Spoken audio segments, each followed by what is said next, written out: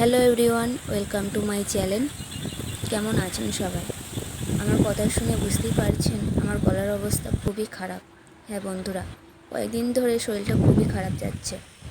যাই খাচ্ছি তাই তেঁতো লাগছে, তাই ভাবলাম একটু ঝাল ঝাল আম থেঁতো করে খাওয়া যাক। তো এখানে একটি আম আমি ভালোভাবে ছিলে নিয়ে পরিষ্কার করে ধুয়ে নিয়েছিলাম। এরপর দুটো কাঁচা লঙ্কা নিয়ে শিলনোড়াতে থেঁতো করেছিলাম। উফ, যা লাগলো খেতে! আমার তো এডিট করতে করতে মুখে জল চলে আসছে। তো এখানে আমি শিলনোড়াতে ভালোভাবে থেঁতো করে নিলাম, একটু মিহি মিহি করে নিয়েছিলাম, খেতে আরও ভালো লাগছে, টক টক ঝাল ঝাল।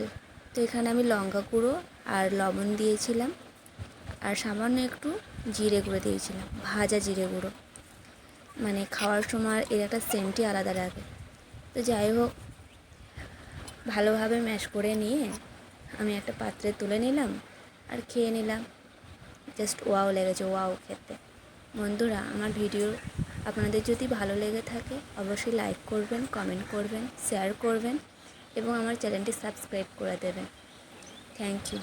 ততক্ষণ আপনারা ভালো থাকুন, সুস্থ থাকুন।